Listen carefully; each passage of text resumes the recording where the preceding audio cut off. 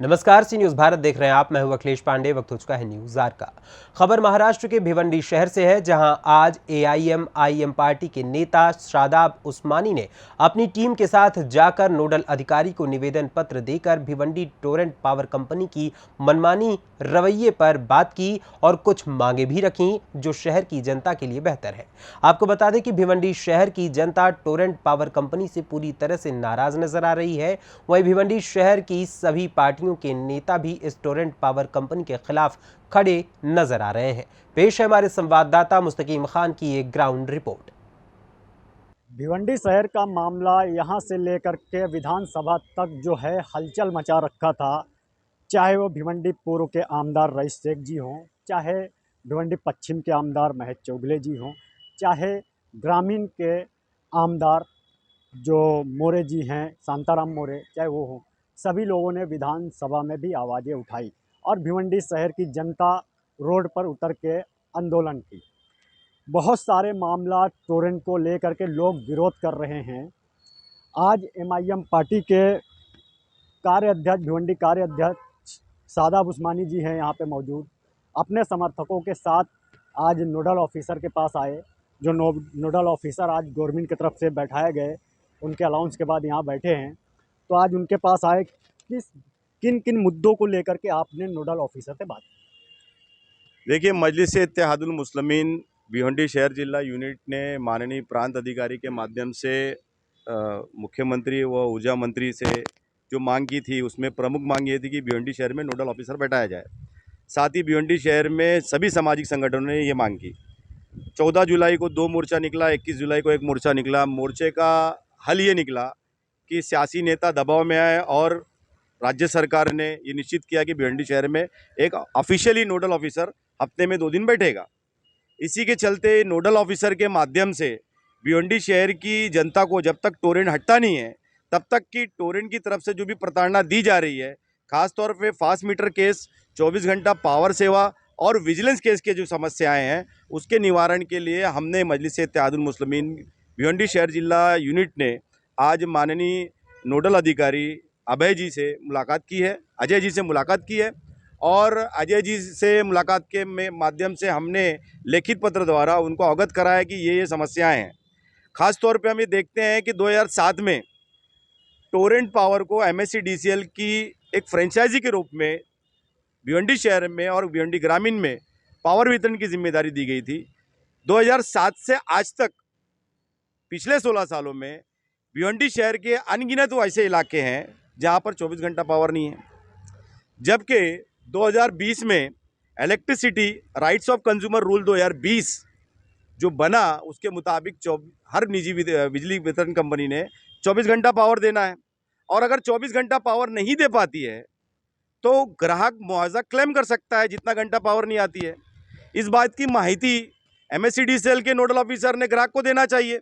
हमने लिखित पत्र में डिमांड किया है कि ग्राहक जो है, जिसको 24 घंटा पावर भिवंडी में नहीं मिल रही है और टोरेंट पे वो मुआवजा क्लेम कैसे कर सके, उसकी वेबसाइट क्या है, उसका माध्यम क्या है कि वो ग्राहक जो है अपनी मुआवजा क्लेम करे, वो एमएससीडीसीएल ने अपने एसओपी के माध्यम से, सोशल मीडिया प्लेटफॉर्म के माध्यम से, जो भी टीवी और प्रिंट मीडिया के माध्यम से ग्राहक तक पहुंचाए। साथ ही फास्ट मीटर की जो समस्या है, दूसरी हमारी प्रमुख मांग यह है कि फास्ट मीटर की 2007 से लगातार शिकायतें हो रही है। टोरेंट पावर लिमिटेड कंपनी ने जो इलेक्ट्रॉनिक मीटर लगाया, उसकी किसी भी ग्राहक को वो टेस्टिंग रिपोर्ट देता नहीं है। जब ग्राहक अपना मीटर लगाने की बात करता है तो टेस्टिंग रिपोर्ट मांगता है। तो जो भी एमएससीडीसीएल ने जो भी कंपनी को ऑथराइज किया है कि ये कंपनी का मीटर लगा सकते हैं, उसके साथ में टेस्टिंग रिपोर्ट आती है, तो टोरेंट पावर लिमिटेड ने हर ग्राहक को टेस्टिंग रिपोर्ट देना चाहिए। अगर नहीं देती है तो कहीं ना कहीं टोरेंट पावर लिमिटेड का सही में मीटर जो है वो उसमें कुछ ना कुछ खोटा काम हो रहा है, ऐसा दिख के आता है। एमएससीडीसीएल के नोडल ऑफिसर की जिम्मेदारी है कि मीटर लगाने की जो गवर्नमेंट की एसओपी है कि दूसरा मीटर कैसे लगाया जाए, टोरेंट का मीटर चेक कराने के लिए जो एसओपी है, वो एमएससीडीसीएल की तरफ से गाइडलाइन टोरेंट को भी जाना चाहिए और ग्राहक को भी सामने दिख के आना चाहिए, ताकि ग्राहक खुद लड़ सके।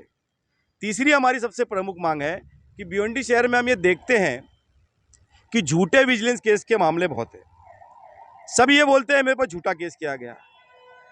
जिस भी ग्राहक के ऊपर टोरेंट पावर लिमिटेड की तरफ से विजिलेंस केस होता है वो सच्चा है कि झूठा है ये एमएससीडीसीएल को नहीं मालूम, पुलिस को नहीं मालूम, क्योंकि पंचनामा होता नहीं है। इसलिए हमने माननीय नोडल अधिकारी अभय जी से ये मांग की है, अजय जी से ये मांग की है कि जो भी विजिलेंस केस के मामले आज से आने वाले वक्त में होंगे, आपकी तरफ से एक विजिलेंस इंस्पेक्टर नियुक्त किया जाए जो मौका वारदात पे मौजूद रहे, और टोरेंट को ऐसा लगता है कि इस ग्राहक ने चोरी किया है तो उस चोरी का पंचनामा होना चाहिए। पंचनामा होना इसलिए ज़रूरी है कि विजिलेंस का जो अधिनियम है स्टेट गवर्नमेंट का, वो अधिनियम में साफ साफ उल्लेख है कि कितना किलोवाट ग्राहक ने चोरी किया है उस पर फाइन अमाउंट उसके हिसाब से तय होगा। तो कितना किलोवाट जिस ग्राहक ने चोरी किया है उसके घर में कितना कंजम्पशन है, कितना वो पावर यूज़ कर रहा है, इस बात की माहिती कहीं पंचनामा में होता ही नहीं तो उल्लेख कैसा होगा। इसलिए आने वाले वक्त में माननीय नोडल ऑफिसर साहब ने हमें कुछ जो एसओपी बाद में वो डिक्लेयर करेंगे, कुछ बातें उन्होंने बताया कि बहुत जल्द ही वो टोरेंट को इस बात से अवगत कराएंगे कि पंचनामा होना अनिवार्य है। हर ग्राहक जिसके ऊपर चोरी का केस होने वाला है उसके घर पे जब ये वीडियो बनाते हैं, फोटो बनाते हैं, पंचनामा होना चाहिए और 2 वहाँ पर शवाहिद होना चाहिए जो पंचनामा में साइन करेंगे कि हाँ ये पावर जो बिजली वायर गया था इसमें पावर सप्लाई थी और बाहर से आई थी, वो पंचनामा बनना चाहिए। उसके बाद ही उसके ऊपर विजिलेंस केस हो सकता है। दूसरी उसमें सबसे बड़ी बात यह है कि टोरेंट ने जितने भी विजिलेंस केसेस आज तक किए उसका जो सेटलमेंट हुआ है 4 लाख का 2 लाख, 2 लाख का 50,000, तो वो सेटलमेंट की पावती जिस भी ग्राहक को मिली है उस ग्राहक की पावती के ऊपर विजिलेंस केस के सेटलमेंट अमाउंट, विजिलेंस केस का फाइन अमाउंट उसने भरा है ऐसा कहीं भी उल्लेख नहीं रहता है। इसलिए हमने ये भी कंप्लेन की है, वो भी उन्होंने मान्य किया है और उसके लिए भी वो आज के आज उनका कहना है कि टोरेंट को नई आदेश जारी कर देंगे।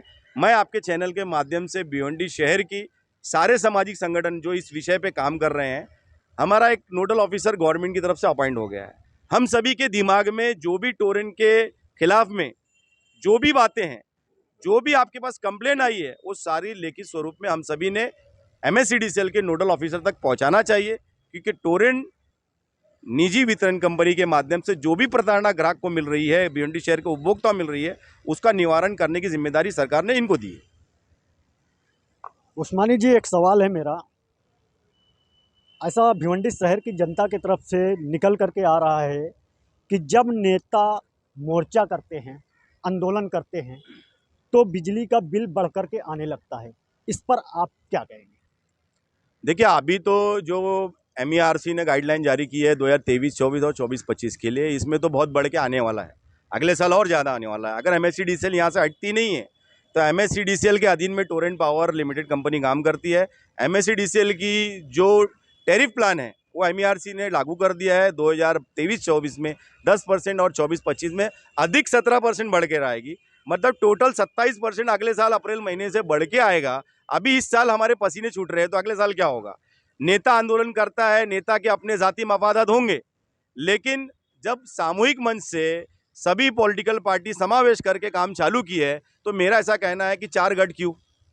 भिवंडी शहर में इस वक्त 4 गठ काम कर रहे हैं, क्यों नहीं हम सभी 4 गठ समावेश होकर समन्वय रूप में काम करके भिवंडी शहर की जनता को इंसाफ दिलाएं? क्योंकि हम ये देखते हैं कि चुनाव के दौरान, आपकी बात सही है, चुनाव के दौरान नेता हुक्कारी भरता है, जनता जनता करता है, लेकिन चुनाव के बाद अपना काम मनता भाड़ में जाए, जनता वाला हिसाब हो जाता है। तो ये चुनाव से पहले अगर हम टोरेंट को भगाने की नीति पे काम कर गए, आने वाले वक्त में अधिक 2-4 कंपनी भिवंडी में निजी वितरण कंपनी आ गई तो भिवंडी शहर की जनता को मुंबई की तरह कंपटीशन के माध्यम से सस्ती बिजली और अच्छी पावर सेवा मिलने लगेगी। उस्मानी जी, एक सवाल और है मेरा। लोगों के घर से वायर गुजर करके गया, अब वो वायर कहाँ गया है ये पता नहीं है, लेकिन उसके घर के ऊपर फाइन लग जाती। इस बारे में आपने नोडल ऑफिसर से क्या बात की और नोडल ऑफिसर ने क्या जवाब दिया? देखिए, नोडल ऑफिसर ने विजिलेंस केसेस के बारे में स्पेसिफिकली ये कहा है, खुलासा किया है उन्होंने कि प्रत्येक ग्राहक का पंचनामा होना चाहिए। उसने चोरी किया है, कैसे किया है, कितना कंजम्पशन चोरी किया है, कितना किलोवाट चोरी किया है, वो पंचनामा में उल्लेख होना चाहिए और पंच जो है स्थानिक 2 पंच वहाँ मौजूद होना चाहिए, गवर्नमेंट ऑफिशियल होना चाहिए। तो हमने ये जो मांग की है कि आपके माध्यम से MSCD सेल का जो इंस्पेक्टर, अगर विजिलेंस केस के लिए एक इंस्पेक्टर नियुक्त हो जाए तो अपने उच्च अधिकारी से बात करके इसके ऊपर भी काम करेंगे। तो आने वाले वक्त में जो भी, मैं भिवंडी शहर की जनता से कहना चाहूँगा, आपके घर पे टोरेंट पावर लिमिटेड का कोई भी ऑफिसर आता है और चोरी विजिलेंस केस के फोटो या वीडियो बनाता है तो आप भी उसका वीडियो बनाइए और बिल्कुल हिंसात्मक मत होइए, क्योंकि हिंसा के माध्यम से हम कभी जंग नहीं जीत सकते। अहिंसा का रास्ता पकड़ना ठीक नहीं है। संवैधानिक जो हमारी प्रक्रिया है उसका वीडियो बनाइए और ये देखिए कि वो पंच को बुला रहा है कि नहीं, ये देखिए कि वो पंचनामा कर रहा है कि नहीं, उसका पूरा शूट करके आप जो है सोशल मीडिया प्लेटफॉर्म के माध्यम से कि वहाँ MSCD सेल कार्यालय में माननीय नोडल ऑफिसर जो है वो हफ्ते में 2 दिन बुधवार और गुरुवार को बैठते हैं, आए अपनी बात रखें। बहुत बहुत शुक्रिया शादाब उस्मानी जी। तो टोरेंट पावर कंपनी के खिलाफ जो भिवंडी शहर में एक जंग छिड़ी हुई है, पब्लिक रोड पर उतरती है और टोरेंट पावर का विरोध करती है, नेता भी उनके हाँ में हाँ मिला करके विरोध कर रहे हैं। तो क्या टोरेंट पावर की ये समस्या नोडल ऑफिसर के जरिए हल हो पाएगी? ये जनता की जो समस्या है वो नोडल ऑफिसर हल करेंगे, ये तो आने वाला वक्त बताएगा। थाने से कैमरा पर्सन यार मोहम्मद रंगरेज के साथ मुस्तकिम खान, सी न्यूज़ भारत, भिवंडी। देखा जाए तो भिवंडी शहर में नोडल अधिकारी विराजमान हो चुके हैं। ऐसे में देखने वाली बात होगी कि क्या अब शहर की जनता का मुद्दा हल होगा अथवा नहीं, क्योंकि ये स्थिति देखकर ऐसा लग रहा है कि हो सकता है कि भिवंडी शहर में टोरेंट पावर कंपनी के खिलाफ लोगों का आंदोलन फिर से देखने को मिल सकता है। ऐसे में महाराष्ट्र सरकार को इस पर कोई बड़ा कदम उठाने की जरूरत है ताकि भिवंडी शहर की जनता को राहत मिल सके। फिलहाल इस खबर में बस इतना ही। देश दुनिया की तमाम खबरों के लिए देखते रहें सी न्यूज़ भारत। हर खबर आपके साथ, आपके हाथ।